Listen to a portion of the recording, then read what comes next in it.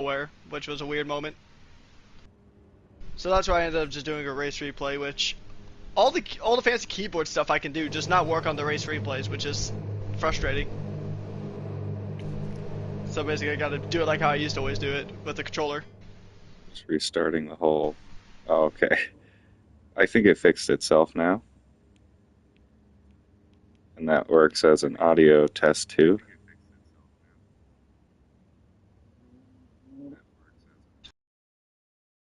Good.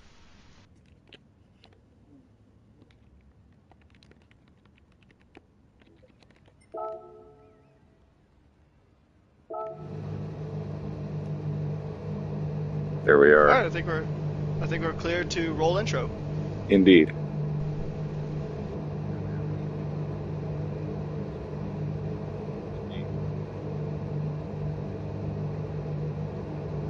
All right, looks like they're going to start qualifying here in a second. Hello, everyone, and welcome to Grand Prestige League. We are here at round 7 for the WEC class, and we are at another unique original circuit for Gran Turismo, Tokyo Expressway, another track that has been included in just about every single iteration of Gran Turismo with variations throughout. This one is no different, and it's pretty much Slipstream City here. As you can see, the track map on the top right-hand corner is huge amounts of straights, ridiculous amounts of straights. This is going to be a low downforce setup for sure, pretty much minimum downforce. And I am joined here with Rekus, as always, as a co-commentator, and we're going to bring you some good action today. Indeed, yeah. I mean, this track. Now, this version of Tokyo Expressway has been around since GT Sport. That's when it's made its debut. But like you said, it's been in several different Gran Turismo games.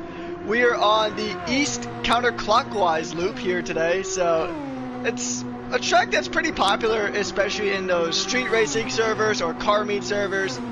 Typically, you'll see either this or its regular clockwise rotation. And like I said, yeah, it is Slipstream City. A lot of high-speed corners on this track. And a pretty quick pit time too. So I mean, it is 7.192 kilometers around, 4.469 miles, 12 turns, and it's a very high-speed track, like you mentioned. It's got the longest straightaway out of any of the tracks we visit here in the Grand Prestige League for Super Formula. Qualifying is underway. Typically, this would be a high-speed balanced performance, but here at GPL, we don't use balance and performance, so all drivers are going to go ahead and use the tunes that they see fit, tunes that fit their driving style. And we have our first outlap here. And now, just something to note is that rain is expected today. So even though, like, yeah, there's a good amount of dry going under the tunnel on the main expressway straight, strategy is going to be very interesting here today. Yeah, absolutely. It's going to be straightforward as far as what the right decision is going to be, but it's going to be very mixed as far as who's going to execute on that decision, as rain is expected, like you said. Now, it's going to start off with all random slots, which means it's not as likely to rain for the first half, but it technically still could. And then the second half of the session is going to be all RO5 rain setting, which means that the likelihood of rain is almost guaranteed. There will be rain clouds on the radar. It won't necessarily hit the track, but it probably will. So there is a chance this whole race could go dry. The whole race could be wet. But what's most likely is the first half will be dry, and then the second half will introduce at least some rain at some point in the race, as we are finishing our flying lap here on board with our last round's race winner, Nuko, who looks like just touched the wall on the final corner. And there are 12 corners on, because even all those high-speed sections you see in the middle of the track is very much all flat out. Only a few corners where you need to brake. I think only 2 places where you need to brake. Yeah, they're both the opposite ends of the track, so you pretty much got the little I don't want to call it a hairpin because it's, well, technically by definition it is a hairpin, but it's more like an eraser top essentially, because it feels like it's almost two smooth 90-degree corners that begin the hairpin, and then the other one is at the very end of the track, turns 11 and 12. Another thing to note too is that drivers can't afford to be really risky on strategy today, because this is one of these shorter pit lanes in the game, and it might even be the shortest that we have here on the calendar, because it is only 13.5 seconds roughly to do a pit stop if you're just changing tires.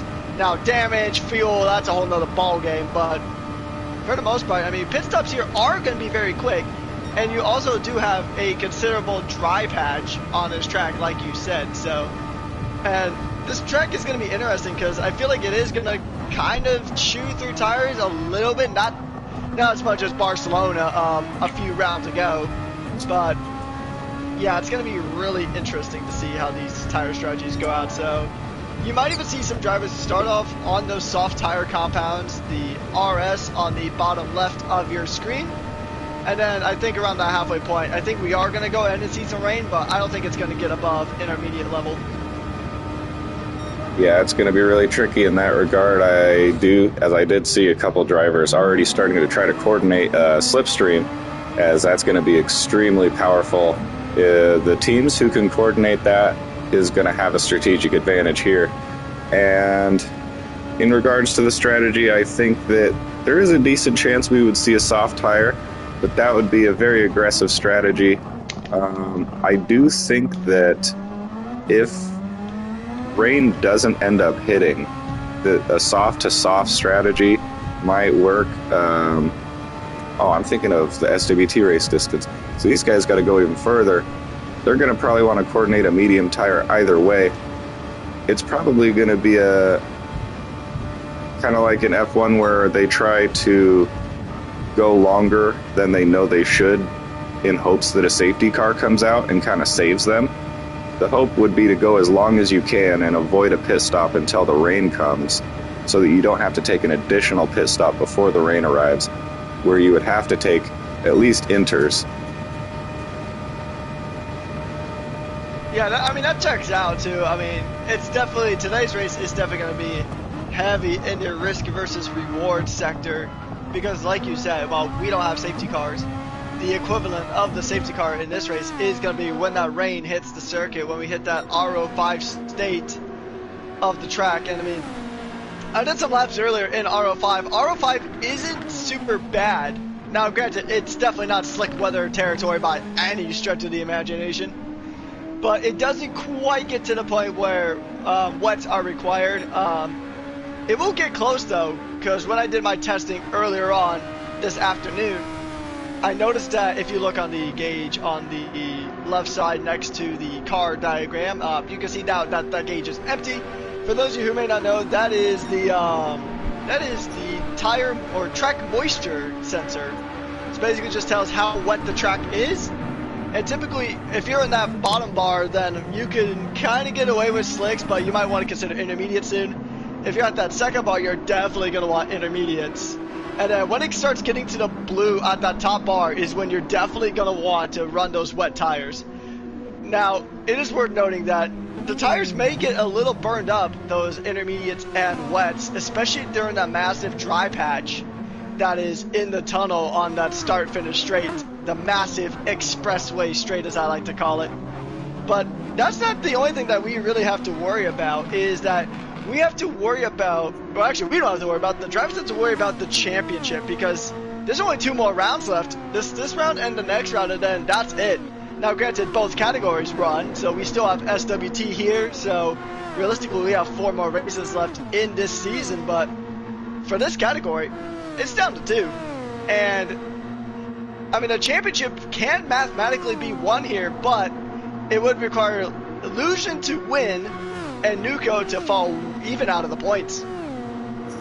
Yeah, it's going to be really tough. It's super, super close, and you wouldn't expect it to be this close this deep into the season, but it's only gotten closer and closer as the season has gone on, and that's in both classes, so definitely keep tuned into this as we're nearing a very epic finale to our season here, to both seasons, is there are 4 championships up for grabs across both classes in these next handful of weeks. As we can see, Alex getting huge amount of slipstream from his teammate Boite there in the Porsche, as they are now sitting P2 and P4 respectively, doing a really good job coordinating, doing teamwork there. And as I was just on board with Yuki here, Yuki and Illusion doing the same thing. It looks like Illusion trying to get a little closer to Yuki now, but Yuki is on the overtake. As we can just take a look at this livery, as Pixel requested a special livery for this race, being that it is his home race, technically, the Japanese driver here at Tokyo Expressway. A lot more of the Sakura leaves on it, the EXO logo replaced with a Japanese version of the EXO logo. I kind of gave it the Haas treatment. So, yeah, it does look like a very good livery. Yeah, a little more pink involved. I just kind of switched the colors around so there's more pink. And Whiteout in the chat liking the livery, and as you can see on the tip of the nose there, Whiteout, it is pink, which is his favorite design cue on a car, is the pink tip.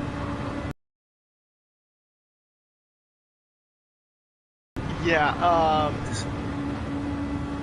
that's a phrase you might want to be careful with. I mean, obviously we have the context, we can see the car, but if someone's listening to this like a podcast, like if you're, driving to work or on a massive road trip and you're listening to the Grand Prestige League race, well, first of all, we really appreciate that. We hope you guys enjoy it. Make sure to drop a like and subscribe if you haven't already, especially because, like B23 here said, it is so close to the end of the season and everything is going to come to a head. As actually, Alex does get the fastest lap, so it's provisional pole right now. But the thing that is worth noting is that Nuko is really far ahead of his championship. Well, actually, I say really far ahead, but some changes did happen. So he is ahead of his championship rival. Only 10 points separate Nuko and Lusion in this driver's championship. While yes, Lusion does have that advantage, he does have that 10-point buffer, it just takes one race for that all to go sideways. Wow, that's so really this is going to be a really fun one. Alex on pole position right there. That is a Porsche teamwork type of pole position there. As I think that the order here really is determined on the teamwork used here. This is a teamwork pole position for Alex. And based on how these two teammates were working in the beginning of the season, you wouldn't necessarily expect that to be so well coordinated, basically the best teamwork on the grid. I would say a shout out to EXO between Illusion and Yuki, also providing each other a really good slipstream. Nuko, however, though, might be the individual car with the best pace on track, though, because I did not see Flaring Aces involved there with Nuko when he was setting his fast laps. So I think as far as individual pace on track, Nuko probably has the best at the moment, because the difference is 0.2, and that 0.2 can definitely be made up purely by slipstream. Oh yeah, especially with a massive start-finish straight here on this track. And another thing to kind of note too is that Alex has been on fire recently. He has been recently doing races in the Zeus GT League, which is a GT3 spec series. It's a series I also commentate for.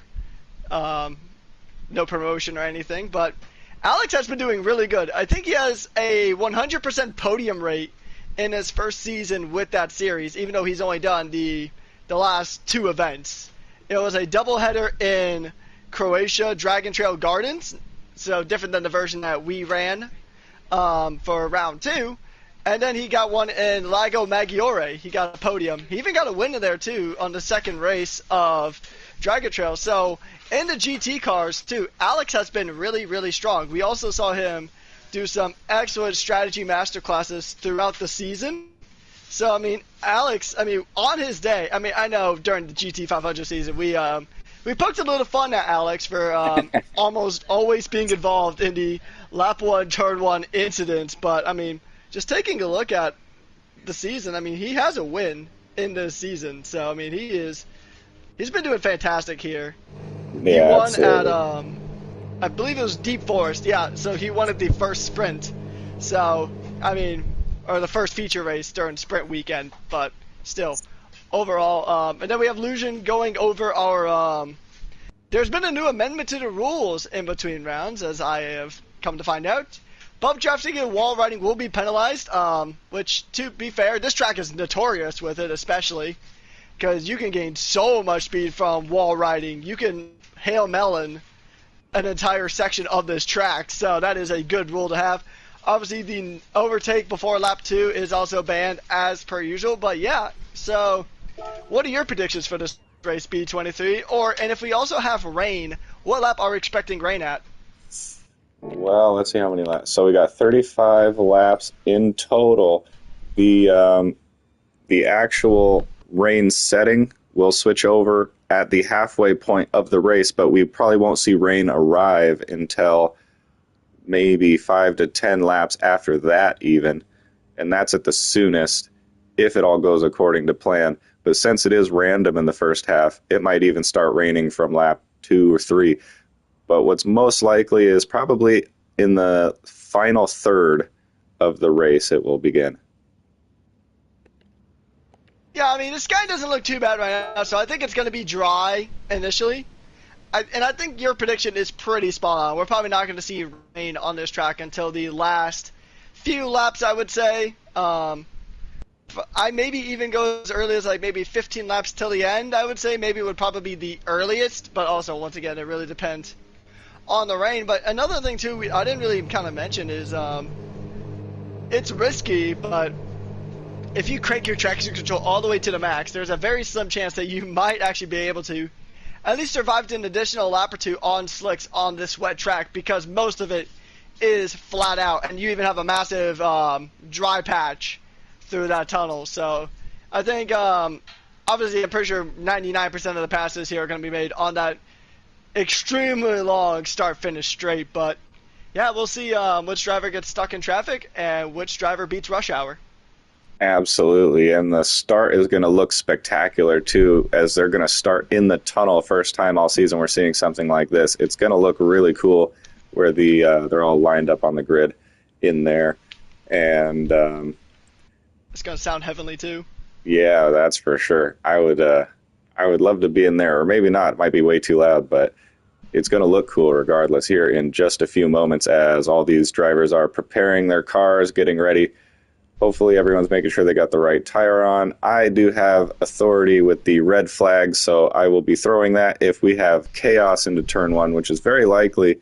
It could almost be like a Monza as we start the race with an extremely long straight, followed by a very, very heavy braking zone. And just the fact that everyone's going to be slipping each other all the way up until that turn 1.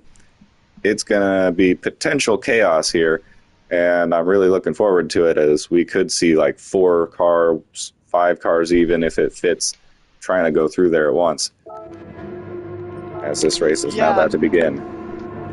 Yeah, so we're about to go ahead and get underway with the penultimate round here at the World Elite Championship here at the Grand Prestige League.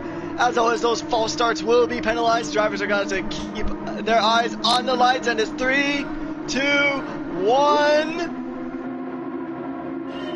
and it's lights out, and away we go. And it is a very fantastic launch, very high speeds. Alex already cutting over to defend from Nuco. And it's going to be a drag race down this strip all the way into the very, very tight turn 1. These cars are flying in. It's 3 wide, possibly, going into this corner. I think Nuco might back off a bit, maybe, but we'll see. No, he's ahead at the front. And I do not believe my own eyes, but we have survived turn 1. Now that's just insane. And plus, Nuco making out worst out of that by far, now just ahead of Illusion, as the Porsche boys worked out another fantastic orchestration of the slipstream where Alex helped out Boita get in between him and Nuco, which made Nuco have to take the long way around, and there was just way too much track to make up that difference by the time they got to the exit. and having lost a couple of positions from it, he's still right there though. But now he is in the clutches of Illusion, his championship rival here.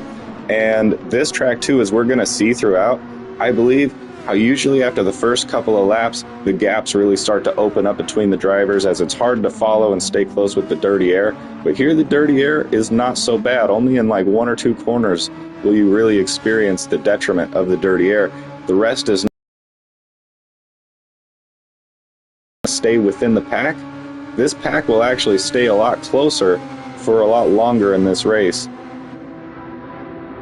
Yeah, especially because, I mean, like you said, the dirty air really only affects 2 parts of this track, and the 2 corners I can really think of are those high-speed corners in Sector 2, the full flat-out sections where you're going under the bridge. But, I mean, on this part here, dirty air is not going to affect you at all. You're going to have such a slipstream there, and actually Comer for a while was ahead of Illusion now, as Nuko is going to try to burn some of that overtake, and he's going to move up. He's going to get ahead of Boita, who takes the corner very wide, and now he's going to go flat out now, but he did lose a position there to Nuko. Nuko is going to try to get another win off the season, but just another thing to know just how competitive this season is. I know you said that it's pretty unusual for drivers or the championship to be this close, but overall, taking a look at the standings, we have quite a variety of drivers. There's only been 2 drivers that have won multiple races, and it's our 2 championship contenders, Illusion and Nuko. We've also had, just going to go and do some quick statistics right here. We've had 3 other winners here in WEC here. We've also had Alex, we've had Comer, and then we had Paco in the sprint of in Switzerland earlier on in the season.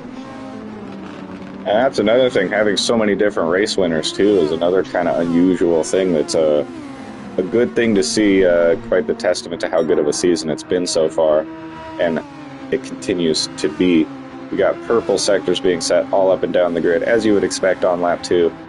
Comer and Boita really fighting it out for that P3 position, the final podium spot.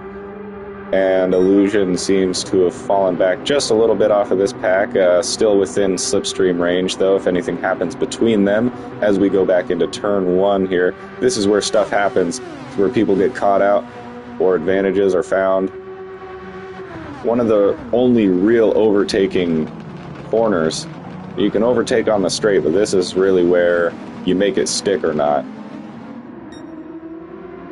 Indeed, yeah. I mean, you can also kind of try to overtake on that wide corner at the back end of the track, but I mean, yeah, good luck with that. You're not going to make it stick. Like you said, the little boxy corner is the best spot to overtake. That is a corner. It's not one of these massive straights.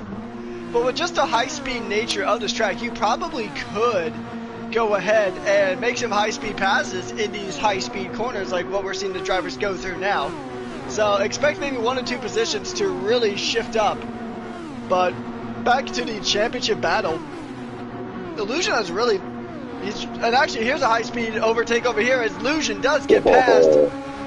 He gets past Boita there, and that is excellent maneuvering there. He knows that this championship is still like red hot. So he knows that Illusion has got to put pedal to the metal. He's got to go faster and faster to actually try to clinch this championship. It's mathematically possible in this race, but he needs Nuko to have a serious issue. And Nuko, I think maybe mathematically he could win it too, but once again, he would need Illusion to really, really mess something up. Or worse, but I won't say worse due to not wanting to give a commentator's curse to anyone. Right, speaking of curses, I'm not sure exactly what happened to Yuki here, but he is all the way in last place, and based on his pace, that is not what we would expect to see, so definitely something happened to him. He doesn't have any damage, though, so at least that's good for him. He doesn't have to take an additional pit stop, but he is now in last place behind Ducky Dono in that BMW. Something must have happened there. Going back up the grid, we can see Paco here. It's good to see Mr. Gomez for first time in a little minute here in that high caliber machine as well.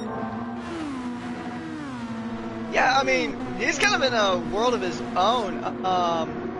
So yeah, I think something really happened to Takedono and Yuki, because they're really far off the pack. They are 19 seconds away from Paco here. But yeah, it's must have some contact or some heavy damage though, so we'll just have to see. But Yuki did set a purple sector, so coming out of sector 1, so Yuki is on the pace. And taking a look at the tires, Paco, aka Gomez, is the only driver running a soft compound tire. Everybody else is on the mediums, and we're seeing a little bit of wear on these medium tires as it sits, but we know that Boita can really nurse tires when he needs to, so I'm really curious to see. Yep. Alex takes oh, the wow, lead it's back. a drag race. You see, that's the problem with overtaking on the straight, is as soon as you get ahead, now the car behind has the advantage all the way up until you get to that, to turn 1 here. As we go three wide for the lead. Alex is going to hold on to it. He's got the inside line, and Comer, I think, was trying to get through for a pass, but just not enough real estate there. There's going to be some incredible racing and the nature of this track makes it so that the battle doesn't just end after you've taken the position. The battle will continue lap after lap after lap. We're going to see fighting, as it does look like Alex gets ahead just a little bit as Nuko has to go a little more defensive onto Comer there. Comer, a race winner in Spa, extremely fast driver. He tends to just show up when it's a track that he really likes. And so, if he's here, he must be feeling really confident about this track, as he's proven he's extremely rapid himself. Yeah, actually, speaking of Spa, it was pretty funny initially because he basically showed up, won the race, refused to elaborate, and then disappeared up until recent times. So, yeah, it's Comer is an interesting character, the Portuguese driver. But you said the truth there. Comer is exceptionally rapid in that BMW. I mean, I think if he was here for every single round, he would probably be right up in this battle for the championship alongside Nuko and Lujan. I think this would have been a three-way fight here. So, but also I do want to point out something that Whiteout has said in chat. Well, two things actually. The more important of the two is that overtake conservation is going to be crucial in this race. And for those of you who may be unfamiliar to the Super Formula cars or how the overtake works, the overtake kind of acts similar to like a nitrous system would in most other games. It gives the car a quick boost of horsepower as long as the player is holding down whatever overtake button they have. It would be the same button that you would activate DRS with. For some cars, namely like the Porsche 911 GT3 RS, the SRT Tomahawk X, and I think there's a few other cars that tend to use overtake. I think the new Hyundai Ioniq 5N also tends to use overtake, so, but actually being nitrous. But unlike fuel and tires, you cannot replenish them at any point during the race, so once it's done, it's done. And also to the more unserious thing that I was talking about, apparently the quote-unquote explanation for Yuki being so far back is that he had too much pre-race sake before his home race. So, maybe. But if he can turn his back to the podium, then he's definitely going to have a lot more sake, I'm sure, on his home turf. Oh yeah, that checks out for sure, because he is way back there. But he is making up some ground as he did get past Ducky Dono, and it looks like he is slowly kind of closing that gap to the group ahead, but I don't think he'll really be able to make much ground there unless and until the rain comes and shakes things up for us. Yeah, I mean, that's just what we're going to have to wait on. Unfortunately, we don't have a radar on board, I don't think. I'm going to look and see if we can find one, but for right now, it is sunshine. Yeah, I'm not actually seeing a radar anywhere, but if you back out onto the like, yeah, I can see the menu weather screen, there's custom. one. Oh yes, you are correct. And I think Yeah, it's so even actually, a bigger range too on that screen. yeah, than the you can go driver's about on. 100 miles. Yeah, that's So- good. The drivers only have 50 miles that they can see the rain clouds approaching. They do have weather radars on their cars, so they will be monitoring to see where the rain clouds are and if they're approaching the track and how severe those rain clouds are as well. Although, unfortunately, the only downside with the radar that we have versus the radar they have is that the radar we have only shows 60 minutes into the past, and it goes up until current time. So it's unfortunately, you can't hire myself and B23 to be impromptu weathermen here today, unfortunately. But yeah, so it is an option on that MFD, which is on the bottom right side of your screen. Drivers can toggle through a few different settings. You have your course map, you have your radar, you have your sectors, and then you also have your traction control settings, your brake balance settings, and then you also have your radar. Although you can turn off the traction control one if you drive without traction control, which I'm pretty sure a good majority of this field does. Actually, taking a look, everybody does. We're looking at 3 wide for the lead again. Yeah, once again, it's 3 wide here. It's a 3 wide drag race like it's Need for Speed Underground 2. And it's going to be so close. Who's going to be late enough on the brakes?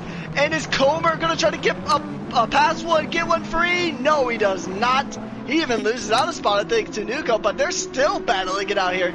They're fighting tooth and nail. Like, they're fighting like this is the championship round. As we do have a disconnect. Oh, Schulte wasn't actually racing, so we didn't lose anyone on track, I don't think. And yeah, this is exactly what I was talking about, with the ability to follow here being way greater than in any other track we've been to because of just the nature of the circuit. And we're on lap 8 here, and we're still having 3 wide battles into turn 1 for the lead of this race, with Illusion just right behind, waiting to pick up the pieces if anything goes wrong between them. When you're battling like that lap after lap after lap, and you kind of see the drivers around you do the same thing a few times, that's when you try to kind of switch it up, maybe take a different line, confuse your opponent. And when you start taking different lines and they're trying to mess with each other now because they've done it so many times in a row, that's when the mistakes happen or someone gets caught out badly, and then Illusion will be right there. He's just waiting and hoping for that to happen. One of these times is now we're back on the main straight. Everyone's slipping each other once again. Alex trying to break the toads. We might get another 3 wide into turn 1 as they approach. Yeah, I mean, it always just becomes a drag race here. I mean, that's why you see so many street racing lobbies on this track, because it's really easy to kind of simulate that no hezzy style on this track, and there is no hesitation for Alex, and he goes deep! Alex goes deep, Comer goes through, and Comer takes the lead of this race, but Alex is going to try to burn some overtake. He's going to want that position back. Actually, Comer's the one doing the overtake burning, but man, that was just too late on the brakes. Must have locked him up a bit, and that's what you're talking about. You pretty much predicted it. I might have to ask you for the lottery ticket numbers later on today, because that was a solid prediction of just somebody making that mistake. Like you said, these drivers have been doing it. They've been so close to each other. They've been more tightly packed than a can of sardines for lap after lap after lap. And at some point, someone was just going to make a mistake. Yeah, and Comer learned quickly there. He did it 3 times in a row where he was the car forced to the outside line, and it didn't work for him 2-3 times in a row. So that time he forced his way to hold the inside line and make Alex go around the outside. Alex just not quite holding down that braking zone from a place that he wasn't used to braking in, and went a little wide.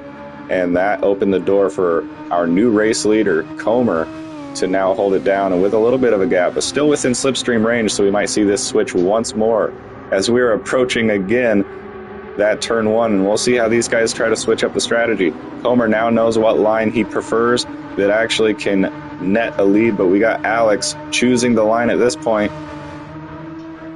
Comer just gets ahead enough to pick the line, forcing Alex back to the outside again. Oh, but Alex switches last second to the inside. Goes just deep enough where Comer tries the switch back, but Alex closed the door on him, which also negatively impacted Nuko, who was trying to put a nose in there on the last part of that, which opens the door up for Illusion. This is just a domino effect of a corner here. Now Illusion is right there in the fight too. Yeah, Illusion has been kind of lurking in that the back of this pack for a little bit now. He's just kind of waiting, kind of actually doing what I think Nuko was kind of doing here when he was sitting in P3, just kind of waiting for a mistake to happen. and then he could capitalize on it like he almost capitalized on Comer's misfortune there. I mean, yeah, this track it's one of my favorite tracks of all time, just for that reason alone. It's so fast, high speed to overtake on this track. And I mean, it's a very high risk, high reward track. I think it's very popular ever since its introduction in Gran Turismo Sport, at least this particular layout and this iteration of Tokyo Expressway. We know Tokyo Expressway has been involved in several other Gran Turismo games, but I mean, this has been a popular track for a reason, and I'm honestly surprised we don't see more leagues and more events run on Tokyo Expressway, because almost every single layout of this track, there's 3 main layouts, and obviously each layout has a reverse iteration. I think there's actually technically 4 layouts, each with a reverse iteration, but I mean, these tracks are just so much fun to drive on, and they're honestly probably, I would say it's probably the best Gran Turismo original track that is currently in this game, as Alex tries to get that inside line like he's trying to fight through traffic in the middle of Atlanta at rush hour. And so far, he just won't be able to get it this time, but we know that there's still quite a long race to go, and also the potential of rain. Yeah, speaking of risk-reward, that's definitely the case throughout this track, too, because if you want to really extract the maximum pace here, as you can see, there's no track limits, there's no runoffs, it's just walls everywhere. Even in the highest speed corners where you got to go flat out, you really are going to bring the car, like, between a millimeter to a centimeter away from these walls lap after lap after lap, and you might even scrape it a little bit. So long as you don't hit it too hard, like, you got to really bring it to the very edge of the walls here. Indeed, yeah, sorry, taking a sip of water, but yeah, indeed, you're 100% correct. High risk versus high reward. I mean, the only thing, I mean, street racing in general, right, is always risky business. I mean, there's a reason why it's illegal in 99% of the world, but on this track, I mean, you have to make your passes count. You gotta merge your lanes and get ready to fight for those positions. As we're seeing now from Alex and Comer, those 2 cars are really close. Those cars are definitely not social distancing by any stretch of the imagination. I wonder if that was bump drafting, but he did lose a position out to Nuko, who is very late on the brakes. Big lags. Yeah, that was a bit of a lag spike. Yeah, I know what Alex was trying to do, but it didn't work out for him, as now he finds himself in P3 there.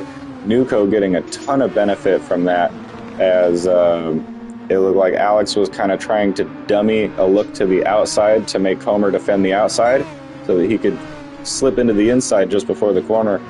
Comer knew exactly what was going on. He wasn't having any of that.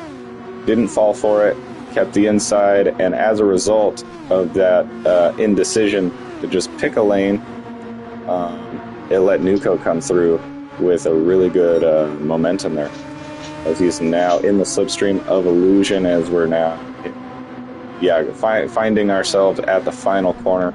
Now this is a corner where you can kind of overtake at. It's not a great overtaking spot, but even if you find yourself with the opportunity to overtake here, generally speaking, you'll just kind of wait until after, because the better opportunity is right after anyways, because you got a huge straight. It's a slipstream, the car ahead of you all the way up until turn 1. And so if you overtake in that final corner, you're basically just giving up that advantage to the car that you just passed. Indeed, because I mean, you can use that corner to help set up a fast line throughout that start-finish straight under the expressway. Because I mean, it's a corner that you can really, if you hit the apexes perfectly enough, you can carry a ton of speed around that corner. As we're seeing here, just drivers trying to carry a lot of speed, and it's Nuko who's going to shoot into the lead. I mean, maybe Comer could have kept that position if he turned on his turn signal to let him know that he was merging, but he doesn't care. Nuko's in the lead of this race. There are no turn signals when it comes to racing here at Grand Prestige League. You're in the Super Formulas, you're going full on, flat out, pedal to the metal like a dragster going down these very high speed corners. And I mean, this has just been a very entertaining race Now, I know, like you said, sometimes these races, the cars do spread out at some point, and they spread out pretty early, and then the race just kind of becomes mostly a strategy battle, but this is a battle of pace. But once again, it's something to think about is the weather. I mean, we're going to hit that rain stage eventually, but is it going to be too little too late? And if you're at the point then where you got like 3 laps left to go and it starts raining, do you stay out on the slicks and risk it, or do you try to go for a pit stop in case the rain gets extremely heavy? It kind of does depend. I'm surprised, too, to see in that middle sector of the track that Comer and Alex getting so aggressive with each other, not waiting for the main straight like they have been, and now Illusion making a move onto Comer into turn 1 here. But as you were saying, too, when the rain does approach, the rain that initially starts coming is the lightest amount of rain, but from what I've seen, there's pockets of the heaviest amount of rain all throughout it. So it really is just throwing the dice out there and hoping that if you stay out there on the slick tire, that initial amount of rain that is covering the whole radar, you can use slick tires on there and get away with it. But if even just one of those heavy patches hits the track, you have no chance. And so it's a gamble. Exactly. You're going to be like a deer trying to walk on a frozen lake, especially in that first hairpin corner. It's just like, you can make the corner, but if you try to put any kind of throttle down going out of the corner, you are going to spin. You are going to spin like a Beyblade. I mean, we're in the country where Beyblades were first created, so I mean, I guess that analogy is pretty adept, although I personally was a Bakugan kid. I had a Beyblade, but regardless, yeah, it's a really fun track. But yeah, that rain, if it comes down, like you said, that heavy patch, and I mean, unlike a lot of like racetracks, these are streets. So the streets aren't exactly going to be as rubbered in as like a traditional circuit, like when we go to Spa, when we go to Monza, when we go to Fuji. I know we haven't had Fuji this season, but just tracks as examples. On these kind of street circuits, there's typically less grip anyway. So yeah, I mean, it's definitely going to be high risk, high reward on the stretch here, but right now, the sun is still shining perfectly fine, and I'm sure these drivers have no complaints whatsoever.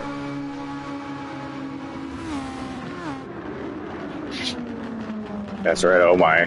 On the inside, Nuco goes really wide there for how they've been running through, and now Illusion gets ever closer to that. I think Comer lost out a lot from that last lap, going too aggressive with Alex in the middle part, and once he got behind Illusion, that kind of just took him out of battle range here a little bit. But as long as Illusion can stay with them, then Comer can stay with them. And that's something I noticed too, is that you have to stay with the pack in order to stay with the pack, as obvious as that may sound. But if you are just even slightly outside of slipstream range, the cars ahead of you are just going to pull and pull and pull away. And barring a mistake, it'll be impossible to catch back up without some help. Indeed, yeah, I mean, that statement that you said is basically just like saying water is wet. I mean, everybody knows it's true.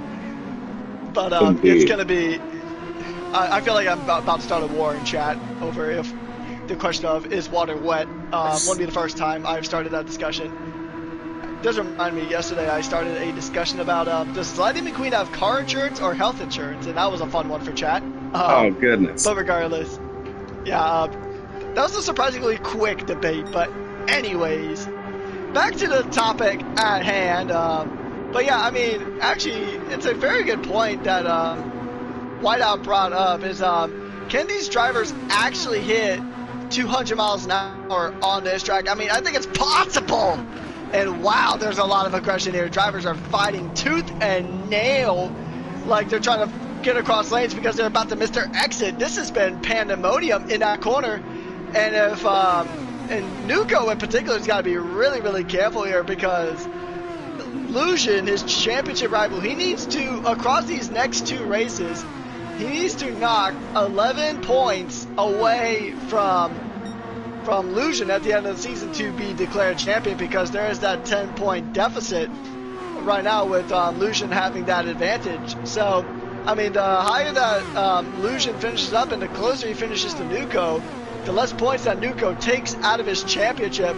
And I mean, granted, I know we've been pretty much talking all day essentially about just the driver standings, but the team standings too have something to play about it. Because right now, as it sits, it looks like that Toyota Gazoo Racing is going to take a little bit of a chunk out of XOR, although that championship battle is a lot further apart, as XOAMR does have 260 points versus TGR's 233. So, I mean, it's going to have to be like, I think they would have to get a 1-2 finish for TGR to go ahead and get stuff done, but this Drivers' Championship is way closer, so I think in general they may try to prioritize that when it comes to Toyota, but we'll see. Yeah, exactly. As it stands right now, if the race were to end in this order, Toyota would have the most points scored, I believe, as even though, oh yeah, it looks like Yuki is making up some positions. Oh, and he just lost one as I said that. He was battling with Paco there. I'm not going to take my eyes off of this. The fight for the lead, though, as we're 17 laps into a fight for the lead. And so, yeah, there's a bunch of discussion in the chat about the standings and the setups of these cars. And yes, there is a drop round that is applied at the end of the season, but that only applies for the Drivers' Championship. It does not apply for the Team's Championship. So all of the points scored or not scored are as they are for the teams. But for the drivers, their worst result of the season will be not counted on the final tally. Yeah, so that's going to really spice things up too. So you really can't even count a championship done until it's done. So, I mean, unless, once again, it would have to be a situation where Illusion wins the race, gets to fastest lap, and Nuko is down in 9th or something. I just don't think even then, that result could get dropped. So, no matter how many points, Illusion, he won't have this championship done and dusted until we're done with Interlagos 2 weeks from now. And even then, that's a sprint. So there's 2 races you have to contend with there for the race. So that is going to be, it's going to be really, really exciting to see how the season plays out. It is probably one of the closest Super Formula seasons we've had in recent memory, and it has just been awesome to see. We have some of the most talented drivers in the world in these Super Formula cars, and they are giving it their all. Oh my goodness, they're going very aggressive through that turn 1 all together still. And yeah, there is a huge amount of points still left on the table for the grabs in the final round, with 2 races in the final round. And yeah, anything can happen. Even if one driver finishes ahead in points on track that day, the drop round could flip everything afterwards. I don't think either of them have too bad of a result as their worst result. I'm not sure if either of them have even been more than 1 position off the podium all season long, so it's going to be tight. Yeah, I mean, I agree. I can actually, you know what? I can actually do some I can do some fact checking real quick. So yeah, I'm going to actually take a look at that, and then I'll let you know what I find. Absolutely. But yeah, like you said, I mean, that's one thing that the reason why these drivers have been so far ahead in this championship, it's just been purely based off of consistency. So, I mean, I know I say it a bunch, is that consistency wins championships. You can win 2 races, but if you don't show up for the rest, then you're not going to win that championship. So. Exactly. And to address what Whiteout said, I don't believe the drop round counts in for the sprint races. So whatever you get in the sprint races, I think that's what you get. And I think the drop round only applies to feature races. At least that would make more sense to me. I'm pretty sure that's the case because, yeah, like you mentioned, reduced points in the sprint.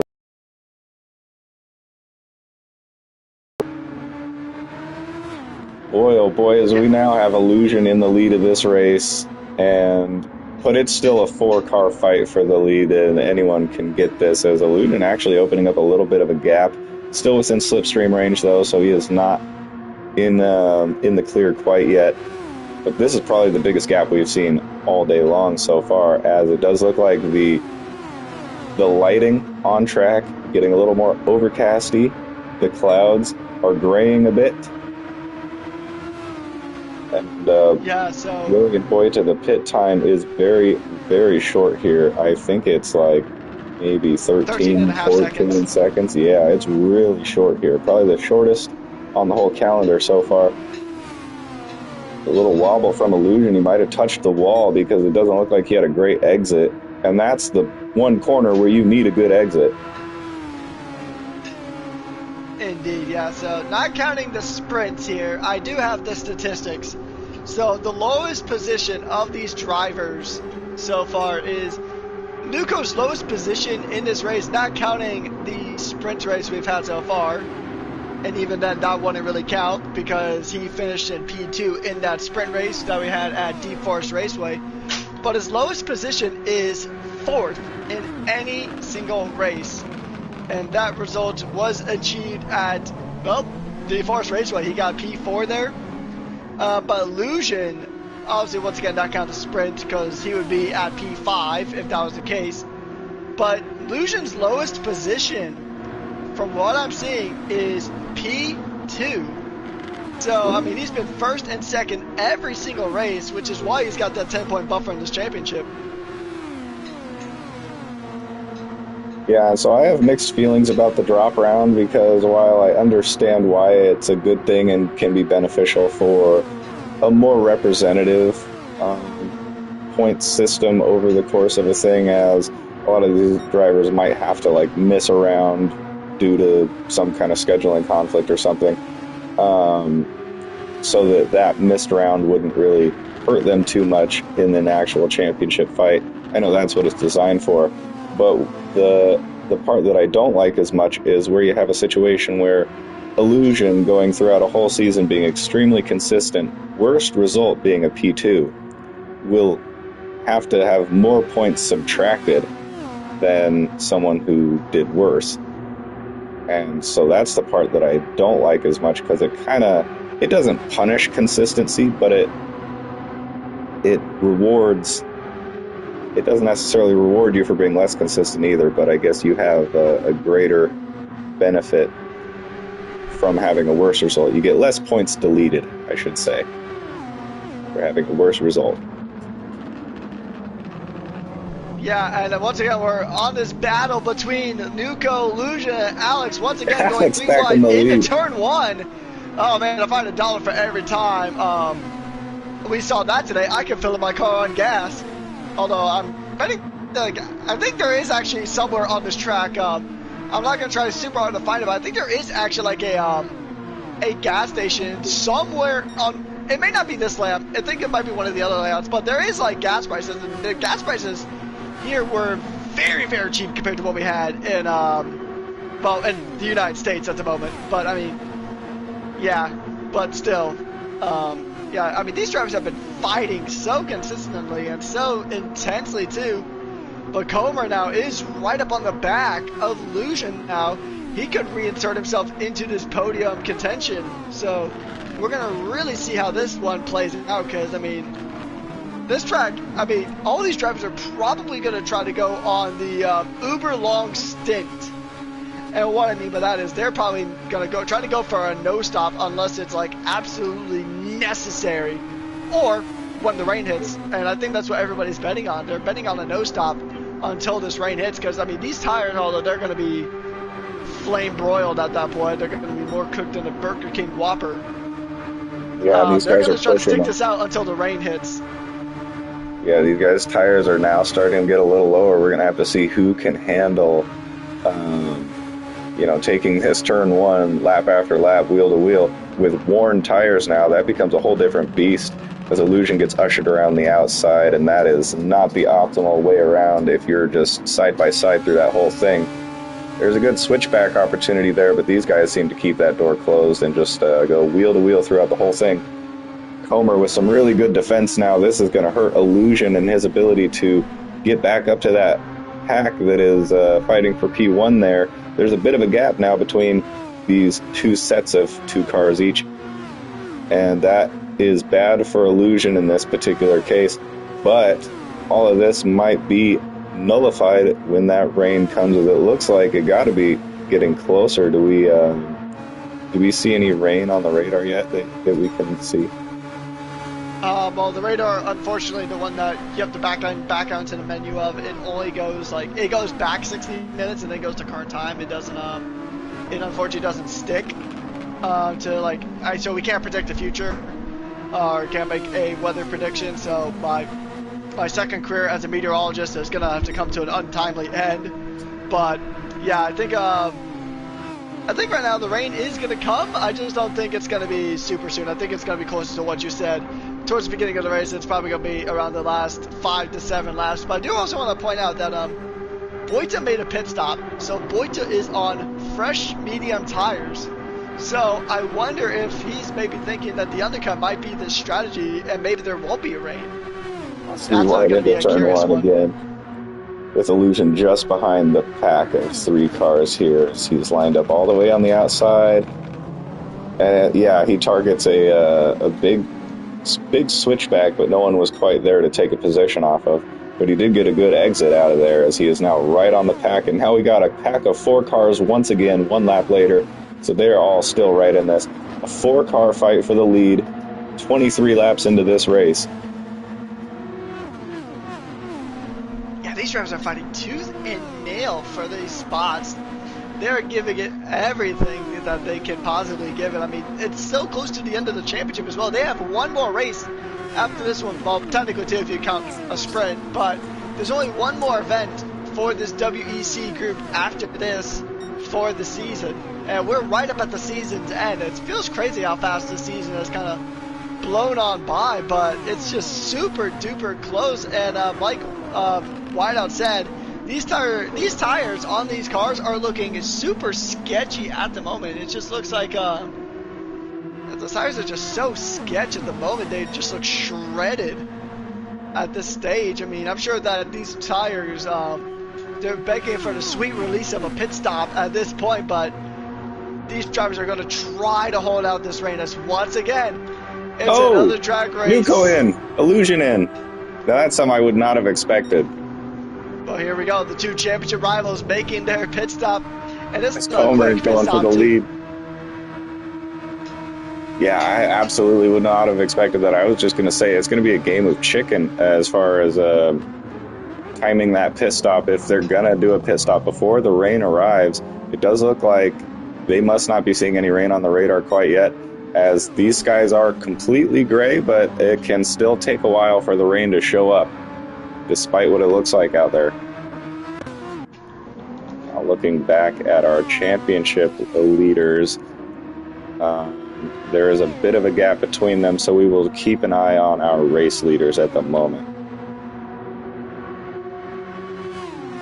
Yeah, just taking a look at the radar to see if there's anything even remotely in our area. No, once again, I see a little bit of stuff, but it's super far out. It's still farther out than 100 miles away. So rain is on its way, but it might not hit this track in time.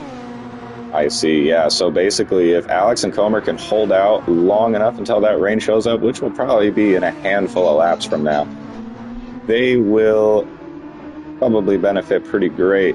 Right now, they're probably losing time behind, but yeah, this is going to be tough. They're right on the borderline of if they made the right decision or not. And because we can see the gap between Nuco and that leading group of cars is already coming down. As they came out of the pits, it was only 11 seconds. Now it's 10 and a half. So very, very short pit stop. I mean, you don't want to take a pit stop regardless of how short it is. But they bit the bullet, and here they are already making up a little bit of ground, as I can see another car in the background going into the pits. It is the other Toyota of Flaring Aces, Nuco's teammate, going in to shed those medium tires. We'll see what he gets onto. I'm going to guess the soft tire. Yep. It is the soft tire.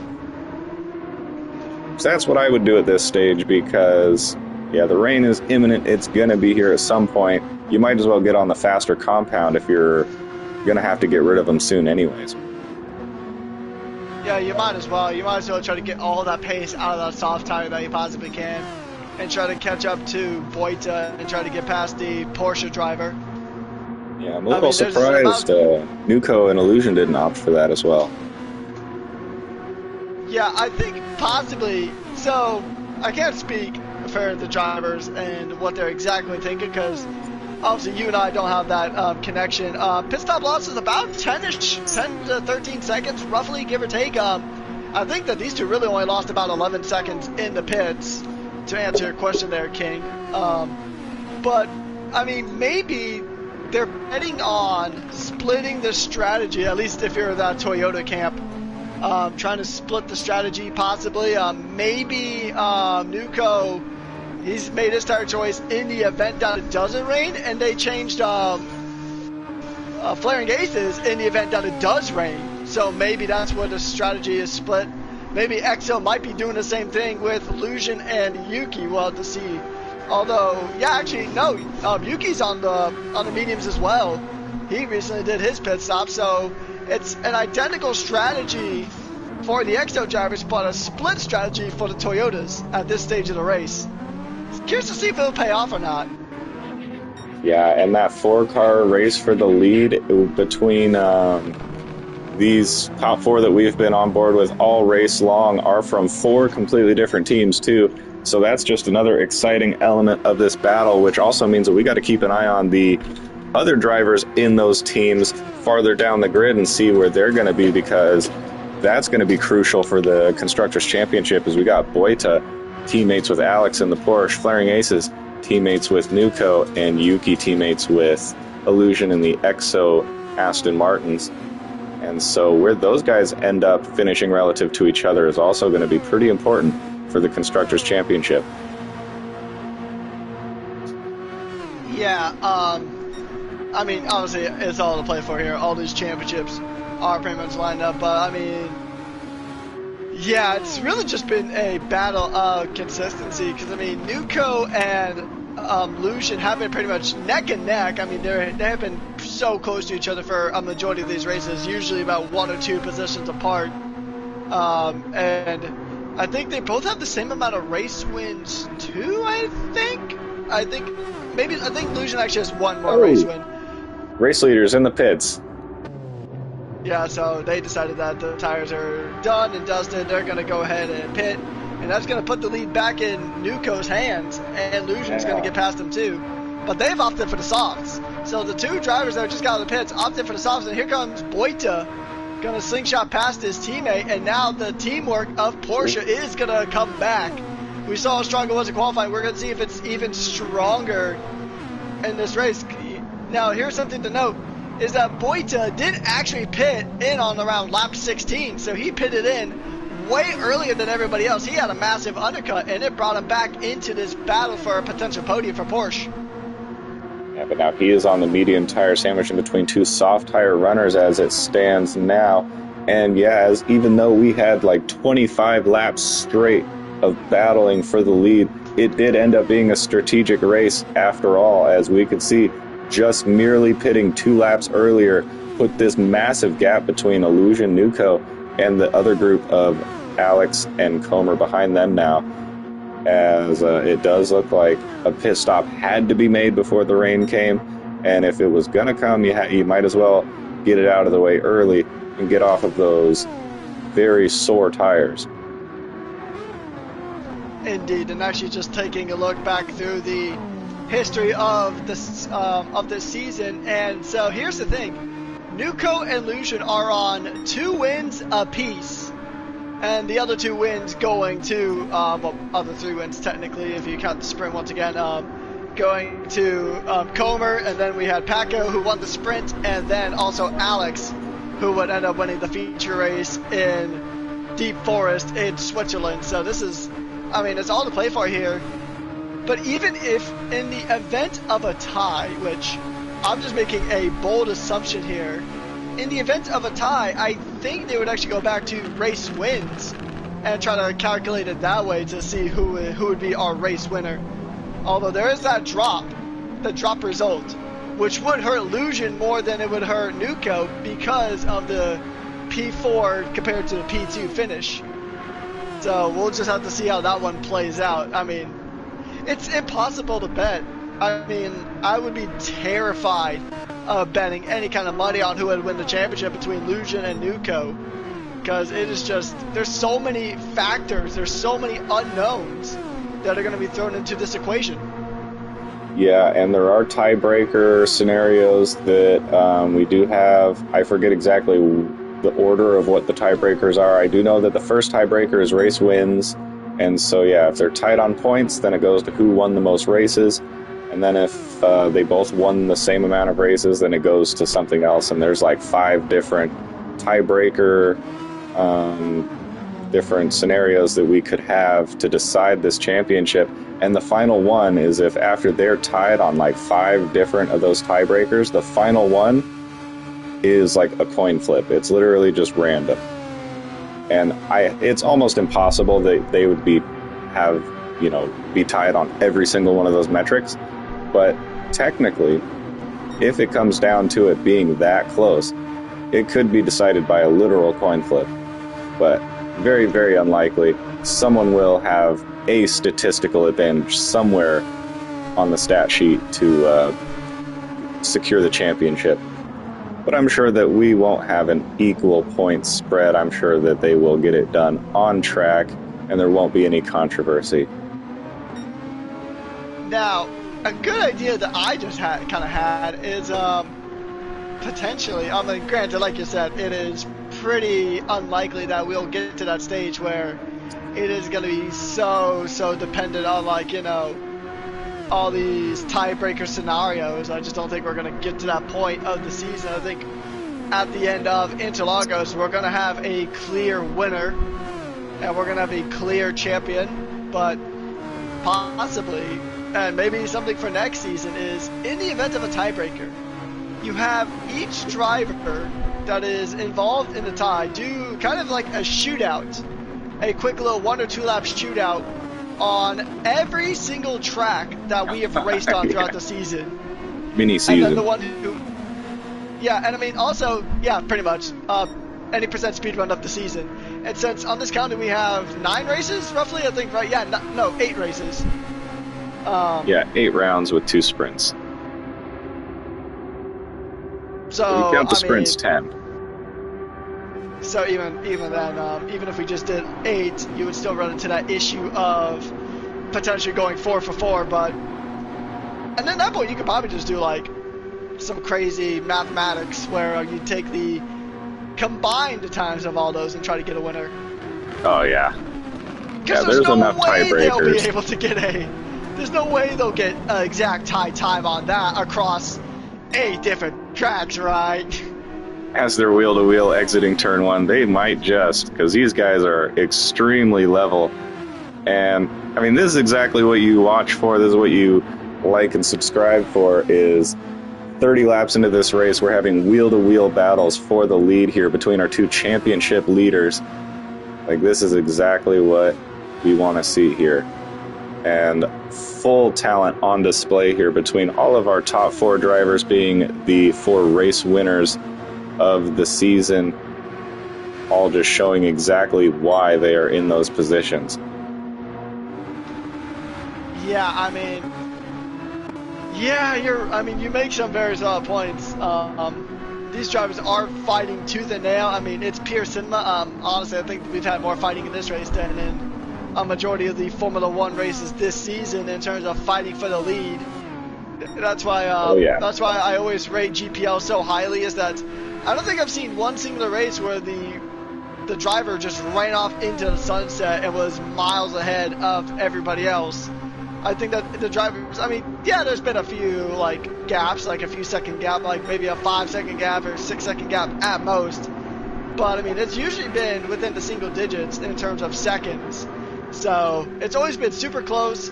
And I mean, it's never really been predictable too. That's the one thing you love about racing. It's what keeps our amazing viewers tuning in each and every single week, is that you just don't know what's going to happen. And I mean, I know next season has got some crazy stuff planned because it is changing the format from Super Formula to, I believe, LMP. So that's going to be really interesting to see how that plays out. Yeah, my cameraman work is overtime right now, keeping track of both of these wheel-to-wheel battles between Comer Alex and Illusion and Nuco. And as Whiteout points out in the chat too, this group of Comer and Alex is creeping back up to this lead group on those soft tires as they are helping each other out with some slipstream on the straight, of course battling into turn one, but that soft tire is going to have a huge advantage in the traction zone of the exit of turn two, and in the final corner it's just going to give them a little bit of that extra launch as the tire advantage is pretty much completely nullified on the straight, but it is felt there in the middle and in the two traction zones that we have on this track. They are getting closer and closer. Hopefully they can meet back up with that lead pack before the rain comes, if it comes at all, as it does look like if it even arrives, it will be on the last couple of laps at this point. Yeah, I'll go ahead and temporarily pick up my secret career that no one's ever actually heard me talk about, my meteorology career, but I'll take a look at the radar and see if there's how close everything is, and it's going to be so tricky to kind of time this out. The strategists have been working overtime for certain.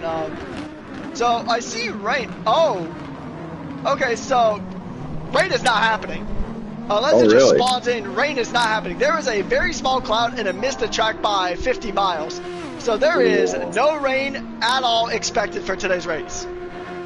Well, that could be seen in a couple of ways as both very good, because it's not going to shuffle up the situation we have on track right now, which is extremely tight. But it could also be a little anticlimactic for those who are looking forward to the chaos that rain tends to bring with it, and the jumbling of the order that tends to naturally ensue as a result. But here we have the two cars behind on soft tires, which are in good condition. They're going to stay in good condition for the rest of this race too, versus the medium tires of the cars just ahead of them. Yeah, indeed. But also something we got to really take account of is the overtake, and Nuco has the advantage on overtake. He's got more overtake, and like it was said earlier on in chat, that overtake is going to be so crucial for the end of this race. We are down 3 laps left to go. I'm sure everybody now probably knows that there is no rain expected for today's race, that it is going to be dry throughout.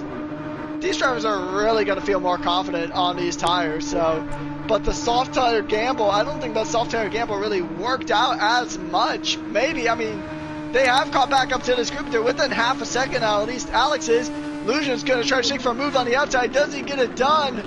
Is he going to try to hold it? No, that inside line is too strong. And actually, Alex almost is able to get back through. He has a little bit of a snap coming out of the corner there.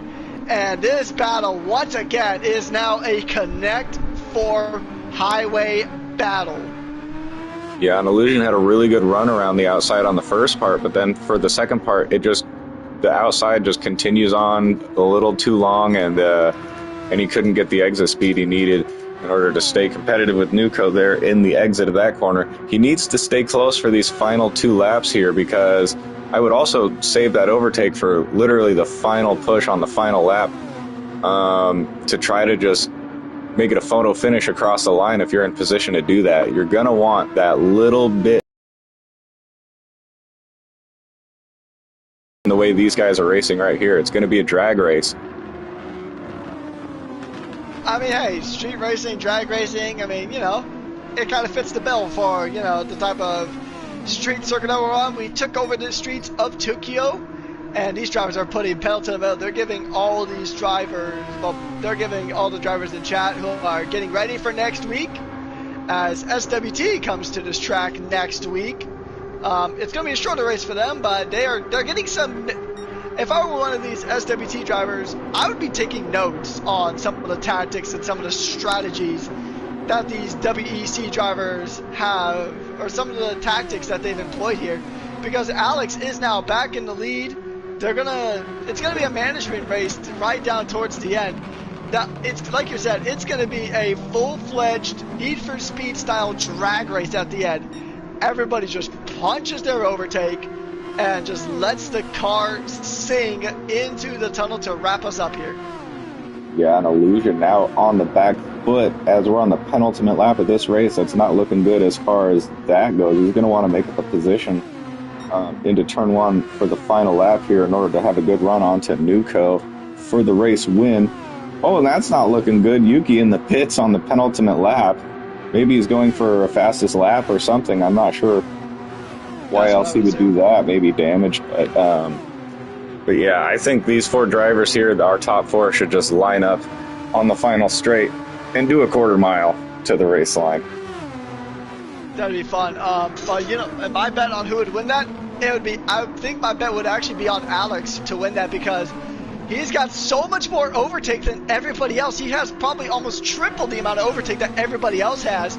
He still has about a good 25% of his overtake remaining on the last, or on the penultimate lap of this race, soon to be the final lap of this race. And Alex could, he could win this race. He could tie Nuko and Lucian for the amount of races won in the season, and that's a beautiful shot there. As Illusion goes down to P4 too, and we can't forget the tire advantage of Alex and Comer on the soft tire versus Nuko and Illusion on the medium. Oh, the overtake is going to be Alex by on the Alex. inside. He's going to hook that inside line. He's got it, but does Comer have the inside too? No, not quite enough. Not quite enough, real estate. Yeah, Comer almost got P2 there. That was a good line to follow. Alex through there, almost made it through, where Nuko almost lost 2 positions from that. But yeah, now Illusion in even worse of a position now that we're on the final lap. This is not looking good for Illusion. All of that work to get to the race lead at certain points in this race, and now he's back where he was in the beginning of these fights in P4, just a little bit off the pack, and yeah, it doesn't look like he's going to have a good run into the final corner to make a challenge for the race win, or even to make a position as it currently stands. Because we got to fight through the corners here. Yeah, this is going to be pedal to the metal right to the end. These drivers, they're going to activate every bit of the boost that they have. They're going to activate that Nitrox too. They're going to activate the overtake. And they are going to give it everything that they have. It's going to be a drag race down. It's going to be a drag race down towards the final straight. And it looks like Alex is going to be a 2-time winner here this season. The Porsche driver taking victory in Tokyo. That was really smart. He saved enough overtake to make sure that if he got the lead for that final lap, that no one would be able to catch him, and that he would deploy all of it at the end, and he did. Boy, oh boy. Yeah, I mean, just look how close these cars are as they're doing their cooldown. Like, that's incredible. Alex had a fantastic drive. Yeah, that race could have been won by any of these 4 drivers, but it was our pole sitter, Alex, showing everyone that he's not just here to participate. He's here to win races, and he's done so multiple times now this season in feature races. That is no small feat, especially considering the caliber of talent that we have on the grid here. I mean, even with Comer showing back up as well, he's one of the top drivers, one of the fastest that you're going to find in Super Formula, period. And he just beat 3 drivers in wheel-to-wheel battle, constantly fighting, that almost no one can beat, really. So, massive congrats to Alex for the race win. Alex is in the form of his life right now, because here's the thing. He's not just fast in the Super Formula cars. He's had really good pace in the GR3 cars as well, using the Mercedes GR3 car. And your winner is that man right there. Alex takes a win here for Porsche here at round 7 at the Tokyo Expressway. He is the king of the streets here this week. And man, what a race. So unpredictable up until the last moment. Yeah, and so as you were pointing out before the race started with Alex, we were making fun of him a little bit earlier on and in the previous seasons where he was always getting into trouble in turn 1, and it was kind of an ongoing joke. He's cleaned that up. The certain aspects of his race that we, like, because we always said he has good pace. He has really good pace. But if he could just clean up these other little aspects of his game, he could be a top driver, and it looks like he's doing just that. He's improved a lot throughout this season, and we could see it with his results just consistently going up and up and up. And so good work from Alex to refine his skills and not be just a talented driver, but also a skillful, well-managed, strategic driver as well. And he's done a great job today. And it does look like Yuki, who did pit on the penultimate lap for a soft tire, did end up getting the fastest lap of the race. So that explains his decision there. He didn't lose any positions behind on track, just went for the fastest lap, and he got that bonus point for XOAMR. Indeed, yeah. I mean, all these points are going to count now because there's only one round left in this championship as we head to Interlagos 2 weeks from now for the season finale of the World Elite Championship. And this is going to come down right to the wire. So you guys know that this is going to be, I mean, if you thought this race was intense and just high speed and high drama, Interlagos it's going to be a boiling point for this season. And honestly, I cannot wait. Hopefully you guys will be able to join us then. But before that, we have one more race here at Tokyo Expressway next week for the Sprint World Tour. And that championship battle is heating up too. Oh, yeah, absolutely. And I will just point out, too, because William Boyta pointed out that Porsche is really in this now, in this fight for P2 and the constructors against Toyota. Is last round, the Toyotas kind of increased their lead to Porsche, but now we have a Porsche, two Porsches just ahead of two Toyotas in their relative grid positions there. So that is going to bring Porsche right back into this fight. It might even be a tie. It might be a slight lead for Porsche. I'd have to do the math, but it's looking really, really close between Porsche and Toyota. I think XOAMR is still safe in P1 at the moment. However, a chunk was taken out of their lead today as it was not optimal results in P4 and P7. I think that is actually the worst results of the season. So this would be Illusion's new drop round at the end of the season.